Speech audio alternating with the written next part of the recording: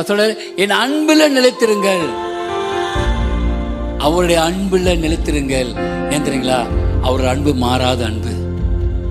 அவர் யாரிடம் கேட்டு, யாரோட அட்வைஸ் கேட்டு, யாரோட ரெக்கமெண்டேஷன் கேட்டு அவர் நம்மளுக்கு அன்பு செலுத்தல. அநாதி சிநேகத்தினால நம்மை சிநேகித்தார்.